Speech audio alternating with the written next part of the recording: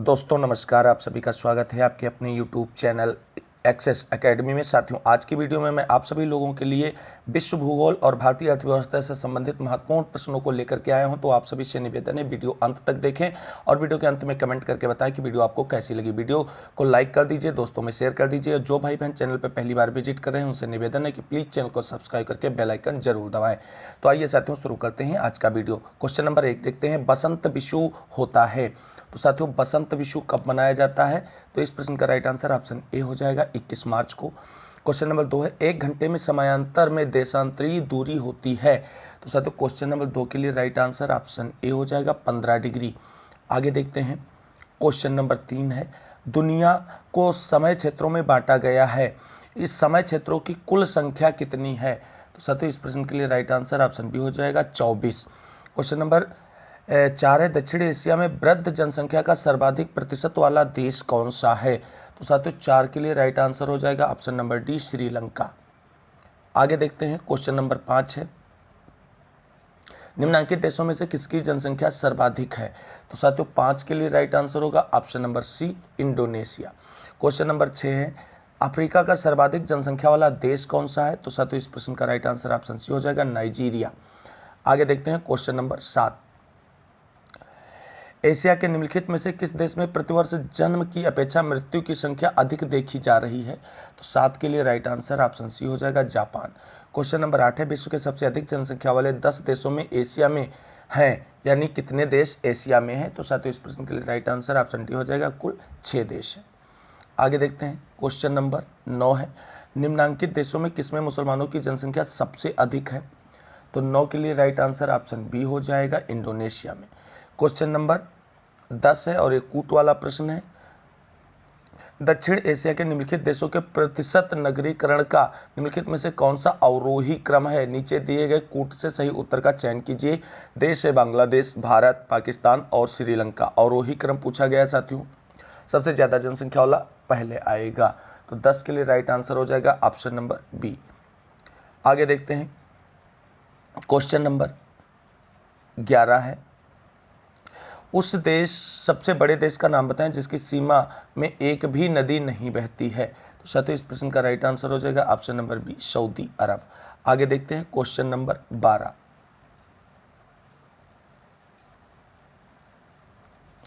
Question number 12 है, Danube नदी का उद्गम किस देश में है? तो साथियों, इस प्रश्न के लिए राइट आंसर ऑप्शन बी हो जाएगा, जर्मनी है।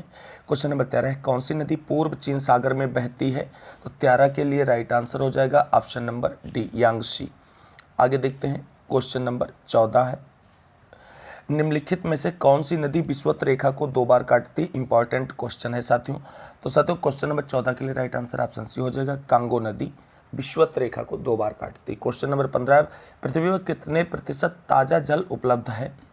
तो साथियों, 15 के लिए राइट आंसर हो जाएगा ऑप्शन नंबर बी, 0.03%। आगे देखते हैं, क्वेश्चन नंबर 16 है, निम्नलिखित में से कौन सा सतह पर जल संसाधन का एक उदाहरण है? तो साथियों, इस प्रश्न के लिए राइट आंसर ऑप्शन ए हो जाएगा, झील। क्वेश्चन नंबर 17 है, निम्नलिखित में से कौन मीठे पानी का सबसे अच्छा स्रोत है? तो 17 के लिए राइट आंसर ऑप्शन डी हो जाएगा, नदी। आगे देखते हैं, क्वेश्चन नंबर 18 है, यूरोप में उच्चतम पर्वत शिखरों में से एक माउंट एल्ब्रस कहाँ स्थित है? तो साथियों, इस प्रश्न का राइट आंसर ऑप्शन सी हो जाएगा, रूस में। क्वेश्चन नंबर 19 है, कौन सी पर्वत की चोटी पृथ्वी के केंद्र से दूरतम बिंदु है? तो साथियों, इस प्रश्न के लिए राइट आंसर हो जाएगा option number B, Mount Chimborazo. आगे देखते हैं, क्वेश्चन नंबर 20, हिमालय के सर्वोच्च शिखर माउंट एवरेस्ट की ऊंचाई कितनी है? तो साथियों, इस प्रश्न के लिए राइट आंसर ऑप्शन बी हो जाएगा, 8,848 मीटर।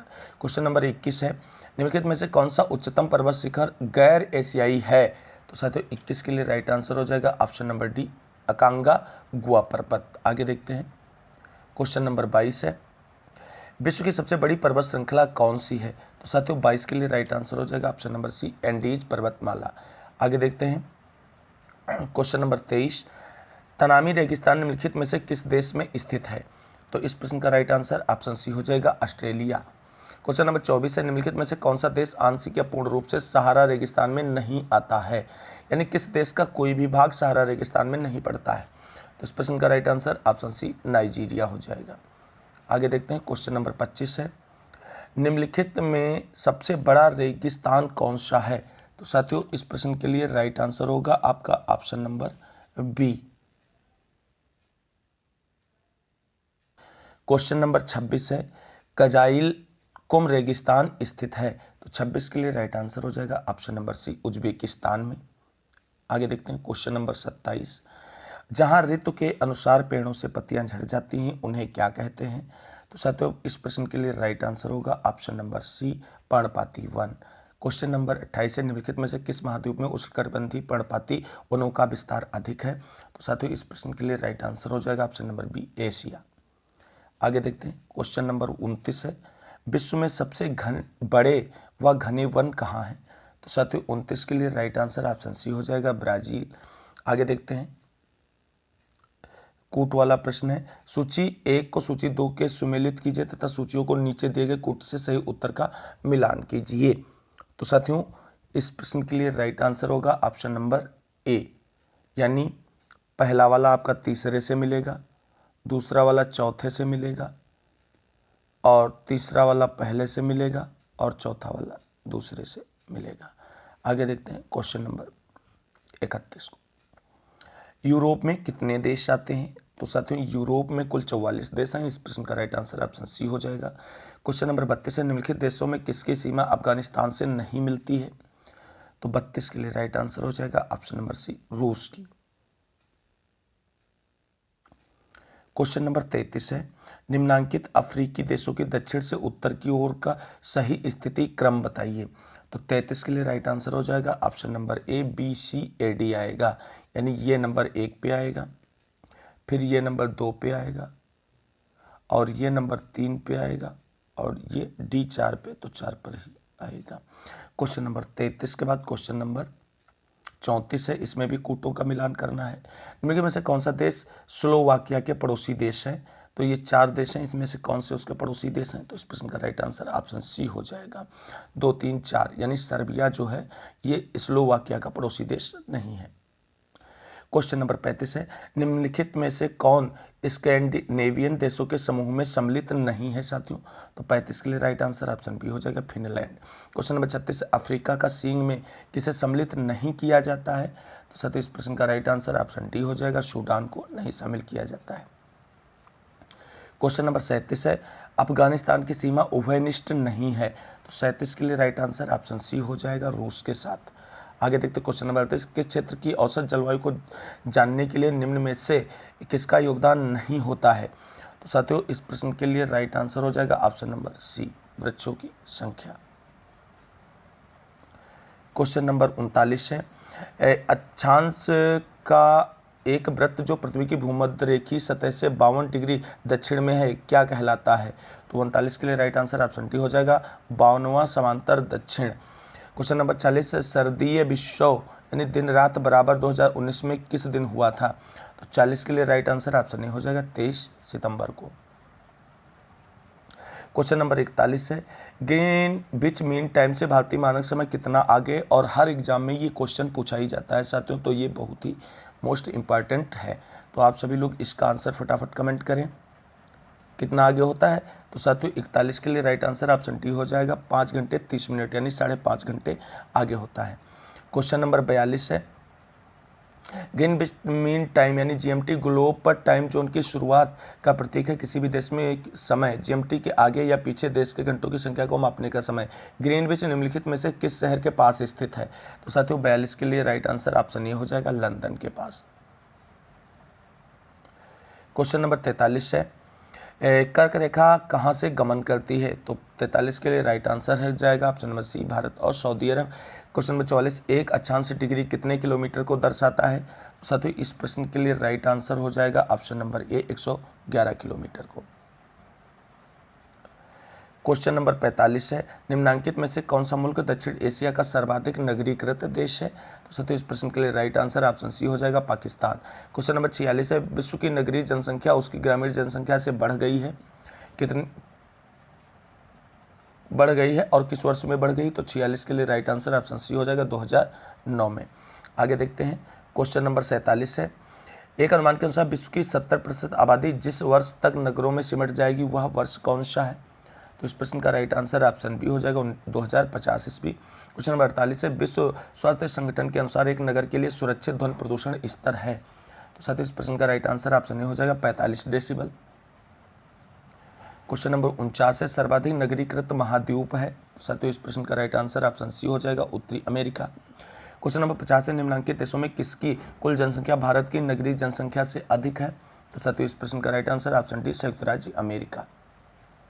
क्वेश्चन नंबर 51 है, संसार में सर्वाधिक नगरीकृत देश हैं। तो इस प्रश्न का राइट आंसर ऑप्शन डी हो जाएगा, संसार का सर्वाधिक नगरीकृत देश सिंगापुर है। क्वेश्चन नंबर 52 है, दिन और रात कब कहाँ बराबर होते हैं। तो साथियों 52 के लिए राइट आंसर ऑप्शन ए हो जाएगा विषुवत रेखा पर। क्वेश्चन नंबर 53 है, निम्न इनमें से कौन सा देश भारत के साथ सबसे लंबी स्थलीय सीमा बनाता है। तो साथियों इस प्रश्न का राइट आंसर ऑप्शन सी हो जाएगा बांग्लादेश। आगे देखते हैं क्वेश्चन नंबर 54। तो क्वेश्चन नंबर 54 है साथियों, सामान्य वायुमंडलीय दाब होता है, कितना होता है। तो 54 के लिए राइट आंसर ऑप्शन डी हो जाएगा 760 मिलीमीटर पारा स्तंभ पर। क्वेश्चन नंबर 55 देखते हैं साथियों। क्वेश्चन नंबर 55 है, निम्नलिखित में से कौन सा चक्र पृथ्वी पर मौसम के पैटर्न का एक महत्वपूर्ण पहलू है। तो साथियों इस प्रश्न के लिए राइट आंसर ऑप्शन बी हो जाएगा जल चक्र। आगे देखते हैं क्वेश्चन नंबर 56 में। क्वेश्चन नंबर 56 है, नीचे दिए गए विकल्पों में से जल चक्र के संबंध में गलत कथन की पहचान करें। तो 56 के लिए राइट आंसर हो गया ऑप्शन नंबर बी, जल वाष्प केवल वाष्पोत्सर्जन के माध्यम से वायुमंडल में आती ही ये गलत कथन है। क्वेश्चन नंबर 57 है, सर्वाधिक वार्षिक वर्षा कहाँ होती है। तो साथियों 57 के लिए राइट आंसर ऑप्शन बी हो जाएगा अमेजन बेसिन में। साथियों ये थे विश्व भूगोल से संबंधित महत्वपूर्ण प्रश्न। अब आगे हम देखने वाले हैं भारतीय अर्थव्यवस्था से संबंधित महत्वपूर्ण प्रश्नों को। तो आप सभी से निवेदन है, अगर अभी तक आपने इस वीडियो को लाइक नहीं किया है, प्लीज़ वीडियो को लाइक करें, दोस्तों में शेयर करें, और जितने भाई बहन चैनल पर पहली बार विजिट करें उससे निवेदन है कि प्लीज़ चैनल को सब्सक्राइब करके बेल आइकन जरूर दबाएं। तो आइए साथियों आप देखते हैं भारतीय अर्थव्यवस्था से संबंधित सभी महत्वपूर्ण प्रश्नों को।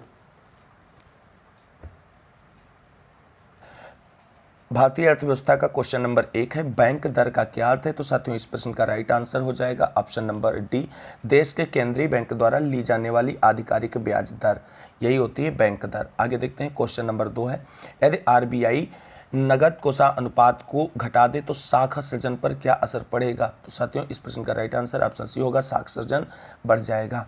क्वेश्चन नंबर 3 है, इनमें से किस प्रकार की अर्थव्यवस्था में संसाधनों पर निजी अधिकार होते हैं और आर्थिक गतिविधियों का मुख्य उद्देश्य लाभ अर्जित करना होता है। तो साथियों इस प्रश्न का राइट आंसर ऑप्शन ए हो जाएगा पूंजीवादी अर्थव्यवस्था। क्वेश्चन नंबर 4 है, 100 रुपये का नोट किसके द्वारा हस्ताक्षरित होता है। तो साथियों इस प्रश्न के लिए राइट आंसर ऑप्शन ए हो जाएगा आरबीआई गवर्नर। देखते हैं क्वेश्चन नंबर 5, फेमा का पूर्ण रूप क्या है। तो साथियों क्वेश्चन नंबर 5 के लिए राइट आंसर हो जाएगा option number B, foreign exchange management act. अब देखते हैं क्वेश्चन नंबर 6, किसके बढ़ने के फलस्वरूप निजी निवेश में वृद्धि की अधिक संभावना होगी। तो 6 के लिए राइट आंसर है ऑप्शन नंबर सी, नई पूंजी पर अनुमानित प्राप्तियों के। आगे देखते हैं क्वेश्चन नंबर 7 है, भारत की राष्ट्रीय आय का आकलन करने वाली संस्था कौन सी है। तो साथियों 7 के लिए right answer option number D हो जाएगा केंद्रीय सांख्यिकी संगठन। क्वेश्चन नंबर 8 है, सेवा क्षेत्र का दूसरा नाम क्या है। तो साथियों इस प्रश्न के लिए राइट आंसर ऑप्शन ए हो जाएगा तृतीयक क्षेत्र। आगे देखते हैं क्वेश्चन नंबर 9 है, भारत में श्वेत क्रांति के जनक के रूप में कौन जाना जाता है। तो साथियों श्वेत क्रांति दूध क्रांति के नाम से जानी जाती है और इसके जनक डॉक्टर वर्गीज कुरियन है।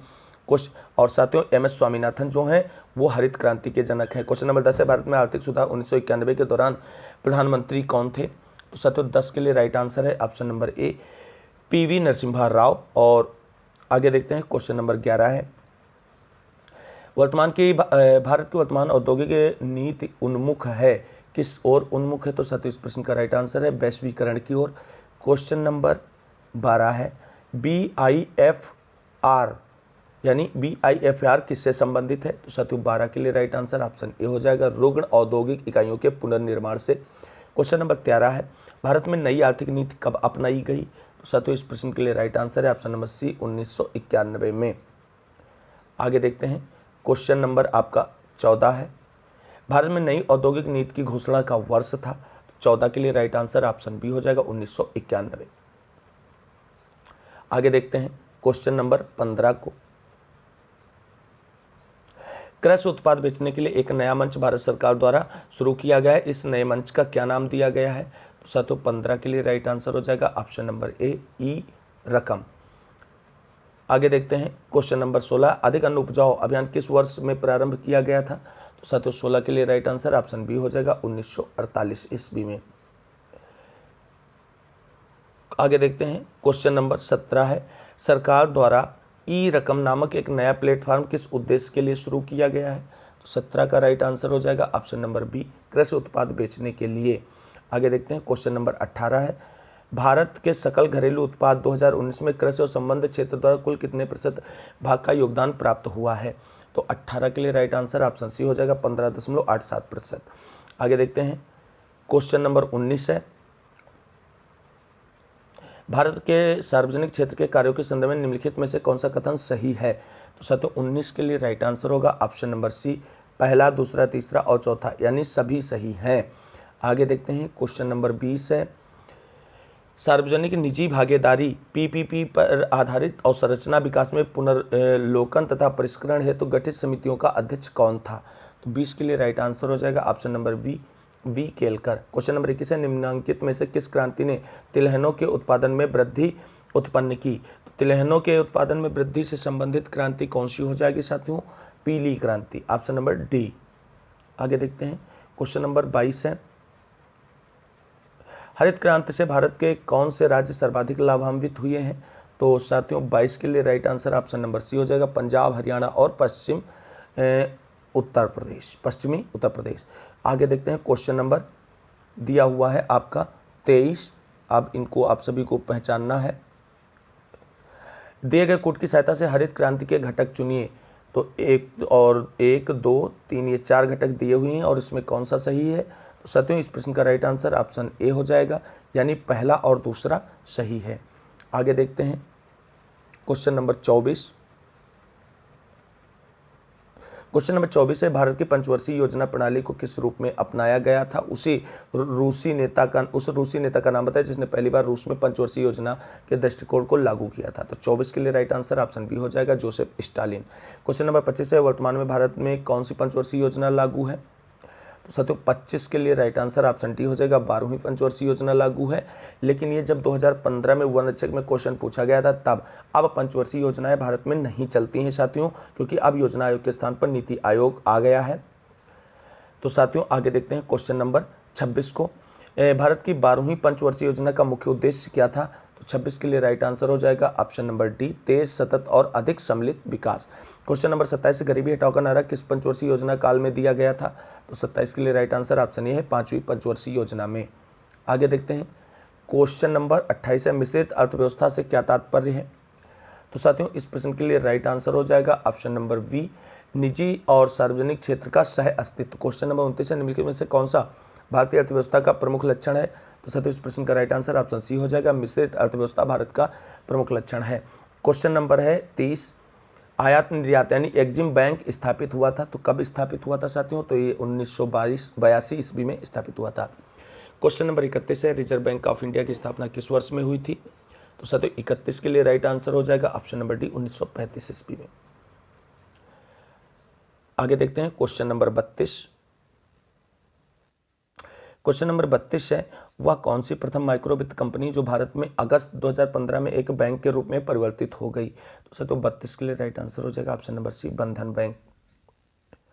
आगे देखते हैं क्वेश्चन नंबर 33 है, ऐसा राज्य जहां कोई क्षेत्रीय ग्रामीण बैंक नहीं है साथियों। तो 33 के लिए राइट आंसर ऑप्शन ए हो जाएगा, सिक्किम। क्वेश्चन नंबर 34, वाणिज्यिक बैंकों के दूसरे राष्ट्रीयकरण में कितने बैंकों का राष्ट्रीयकरण हुआ था? तो साथियों इस प्रश्न के लिए राइट आंसर हो जाएगा ऑप्शन नंबर सी, 6 बैंकों का। आगे देखते हैं क्वेश्चन नंबर 35 है, जुलाई 2018 के अनुसार भारतीय रिजर्व बैंक के गवर्नर कौन थे? तो साथियों 35 के लिए राइट आंसर तो हो जाएगा option number B, Urjit R Patel, और वर्तमान में इसके शक्तिकांत दास गवर्नर हैं। क्वेश्चन नंबर 36, संसद ने स्टेट बैंक ऑफ इंडिया के साथ डैश सहायक बैंकों को मर्ज करने के लिए स्टेट बैंक निरस्त और संशोधन विधेयक 2017 पारित किया है। तो कितनी बैंकों के से संबंधित है ये? तो साथियों ये 6 बैंकों से संबंधित है और ऑप्शन 20 का राइट आंसर हो जाएगा। क्वेश्चन नंबर 37 है, किस अधिनियम में एक ऐसा प्रावधान है जो भारत सरकार को भारतीय रिजर्व बैंक को निर्देश जारी करने का अधिकार देता है? तो 37 के लिए राइट आंसर ऑप्शन डी हो जाएगा, आरबीआई अधिनियम की धारा 7। आगे देखते हैं क्वेश्चन नंबर 38। आरबीआई की जब स्थापना हुई तब इसका केंद्रीय कार्यालय कहाँ स्थित था? तो 38 के लिए राइट आंसर ऑप्शन सी हो जाएगा, कोलकाता में। क्वेश्चन नंबर 39 है, भारत में बैंकिंग लोकपाल के बारे में कौन सा कथन सही है? तो साथियों इस प्रश्न के लिए राइट आंसर ऑप्शन ए हो जाएगा। क्वेश्चन नंबर 40 है, इनमें से कौन सा बैंक सार्वजनिक क्षेत्र का बैंक नहीं है, पूछा गया है। तो 40 के लिए राइट आंसर ऑप्शन डी हो जाएगा, फेडरल बैंक। आगे देखते हैं क्वेश्चन नंबर 41 है, भारत में हरित क्रांति का प्रणेता कौन है? तो इस प्रश्न का राइट आंसर ऑप्शन सी हो जाएगा, डॉक्टर एम.एस. स्वामीनाथन। क्वेश्चन नंबर 42 है, निम्नलिखित में से कौन सही सुमेलित नहीं है? तो साथियों 42 के लिए राइट आंसर आपका होने वाला है ऑप्शन नंबर सी, नीली क्रांति कुक्कुट पालन से नहीं, जबकि ये मछली पालन से संबंधित है। आगे देखते हैं क्वेश्चन नंबर 43 है, हरित क्रांति का सबसे अधिक प्रभाव महसूस किया गया किस फसलों के उत्पादन पर महसूस किया गया? तो साथियों इस प्रश्न का राइट आंसर ऑप्शन ए हो जाएगा, गेहूं के उत्पादन में। क्वेश्चन नंबर 44 है, ऑपरेशन फ्लड द्वितीय का निम्न में से किससे संबंध है? तो साथियों इस प्रश्न के लिए राइट आंसर ऑप्शन बी हो जाएगा, दुग्ध आपूर्ति से। आगे देखते हैं क्वेश्चन नंबर 45 है, निम्नलिखित में से किस बैंक ने सर्वप्रथम इंटरनेट बैंकिंग सेवा की पेशकश की थी? तो साथियों इस प्रश्न का राइट आंसर ऑप्शन सी हो जाएगा, आईसीआईसीआई बैंक। क्वेश्चन नंबर 46 है, भारत में सार्वजनिक क्षेत्र के बैंकों में सबसे बड़ा बैंक कौन सा है? तो साथियों इस प्रश्न के लिए राइट आंसर हो जाएगा option number C, State Bank of India. Question number 47 है, the Imperial Bank of India के को राष्ट्रीयकरण के पश्चात किस नाम से जाना गया? तो 47 के लिए राइट आंसर हो जाएगा ऑप्शन नंबर डी, भारतीय स्टेट बैंक। क्वेश्चन नंबर 48 है, भारत में कृषि और संबंधित कार्यकलापों को निम्नलिखित में से किसके द्वारा सबसे अधिक उधार प्रदान किया जाता है? तो साथियों 48 के लिए राइट आंसर ऑप्शन बी हो जाएगा, वाणिज्यिक बैंक। क्वेश्चन नंबर 49 है, कृषि निर्यात नीति 2018 का लक्ष्य वर्ष 2022 तक भारत के कृषि निर्यात को कितने यूएस डॉलर तक बढ़ाना है? तो साथियों 49 के लिए राइट आंसर ऑप्शन बी हो जाएगा, 60 बिलियन से अधिक। आगे देखते हैं क्वेश्चन नंबर 50। साथियों विशेष कृषि क्षेत्र स्थापित करने वाला भारत का पहला राज्य कौन सा बना है? तो साथियों इस प्रश्न के लिए राइट आंसर होगा option C, Uttarakhand. Question number 51, इनमें से कौन सा भारत में कृषि विपणन के मुख्य दोषों में से एक नहीं है, पूछा गया है। तो साथियों 51 के लिए राइट आंसर ऑप्शन सी हो जाएगा, अनुकूल मंडी। क्वेश्चन नंबर 52 है, भारत में कई केंद्रीय सरकारी संगठन है जो कृषि विपणन में शामिल हैं, इनमें से कौन सा ऐसा संगठन नहीं है? तो 52 के लिए राइट आंसर ऑप्शन डी हो जाएगा, भारत की कृषि निगम। क्वेश्चन नंबर 53 है, खाद्यान्नों का न्यूनतम समर्थन मूल्य प्रतिवर्ष कौन घोषित करता है? तो साथियों इस प्रश्न के लिए राइट आंसर होगा ऑप्शन नंबर सी, कृषि लागत एवं मूल्य आयोग। क्वेश्चन नंबर 54, भारतीय खाद्य निगम की स्थापना कब हुई थी? तो 54 के लिए राइट आंसर ऑप्शन बी हो जाएगा, 14 जनवरी 1965 ईस्वी में। क्वेश्चन नंबर 55 है, भारत में कृषि आयकर लगाया जा सकता है, यानी किसके द्वारा लगाया जा सकता है? तो 55 के लिए राइट आंसर होगा ऑप्शन नंबर बी, राज्य सरकारों के द्वारा। क्वेश्चन नंबर 56 है, कृषि विपणन की आधारभूत संरचना यानी एएमआई कब से प्रभावी हुआ है? तो 56 के लिए राइट आंसर होगा ऑप्शन नंबर सी, अप्रैल 2014। क्वेश्चन नंबर 57 है, राष्ट्रीय कृषि बाजार यानी एनएएम क्या है? तो साथियों 57 के लिए right answer option number C हो जाएगा, कृषि उपज के लिए राष्ट्रीय ई व्यापार मंच। आगे देखते हैं क्वेश्चन नंबर 58 है, कृषि में नवाचार और उद्यमिता को बढ़ावा देने के उद्देश्य से भारत सरकार स्टार्टअप और उन्हें संभावित निवेशकों से जुड़ने में सक्षम बनाने के लिए एक नया कार्यक्रम शुरू कर रही, इस कार्यक्रम में क्या कहा जाता है, यानी इस कार्यक्रम को किस नाम से जाना जाता है? तो साथियों इसे एग्री उड़ान या एग्री उड़ान नाम से जाना जाता है। क्वेश्चन नंबर 59 है, शहरों के बाहर आर्थिक शोषणों को बनाने के लिए डैश मॉडल शहरी आधारभूत संरचना और सेवाएं ग्रामीण केंद्रों में स्थापित करने का प्रस्ताव रखा गया है। तो 62 के लिए राइट आंसर ऑप्शन बी हो जाएगा, पूरा। आगे देखते हैं क्वेश्चन नंबर आपका 60 है, कायाकल्प और शहरी परिवर्तन के लिए अटल मिशन अमृत किस मंत्रालय के अधीन है? तो 60 के लिए राइट आंसर ऑप्शन ए हो जाएगा, आवास और शहरी मामलों के अंतर्गत। क्वेश्चन नंबर 61 है, रोजगार के अवसरों की कमी की सबसे सही व्याख्या क्या है? तो साथियों इस प्रश्न का राइट आंसर ऑप्शन बी हो जाएगा, श्रमिक जितना काम करने में सक्षम है उससे कम काम कर रहे हैं। आगे देखते हैं क्वेश्चन नंबर आपका 62 है, प्रधानमंत्री महिला सशक्तिकरण योजना के अंतर्गत महिला शक्ति केंद्र को निम्नलिखित में से किस अवधि के दौरान कार्यान्वयन के लिए अनुमोदित किया गया है? तो 62 के लिए राइट आंसर ऑप्शन सी हो जाएगा, 2017 से 18। आगे देखते हैं क्वेश्चन नंबर 63 है, प्रधानमंत्री किसान योजना के अनुसार 31 मई 2019 को संशोधित नई केंद्र सरकार की पहली कैबिनेट बैठक में यह प्रदान करने का निर्णय लिया गया। क्या प्रदान करने का निर्णय लिया गया? तो साथियों इस प्रश्न का राइट आंसर है ऑप्शन नंबर डी, सभी किसानों को प्रति वर्ष 6,000 रुपये। क्वेश्चन नंबर 64 है, वस्तु एवं सेवा कर यानी जिसे जीएसटी कहते हैं भारत में 1 जुलाई और किस सन को पेश किया गया था? तो साथियों 64 के लिए राइट आंसर ऑप्शन सी हो जाएगा 2017।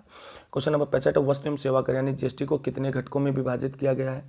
तो 65 के लिए राइट आंसर ऑप्शन सी हो जाएगा 3, यानी जीएसटी 3 प्रकार की होती है। क्वेश्चन नंबर 66 है, वर्तमान में वस्तु एवं सेवा कर यानी goods and service tax GST नामक नई कर व्यवस्था के लिए उच्चतम प्रतिशत स्लैब क्या है? तो साथियों इस प्रश्न के लिए राइट आंसर ऑप्शन सी हो जाएगा 28%।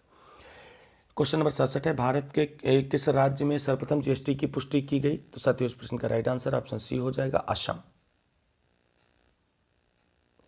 क्वेश्चन नंबर 68 है, केंद्रीय वित्त मंत्रालय ने किसे 19 फरवरी 2016 के जीएसटी पर बनी राज्यों के वित्त मंत्रियों के अधिकार प्राप्त समिति का अध्यक्ष नियुक्त किया था?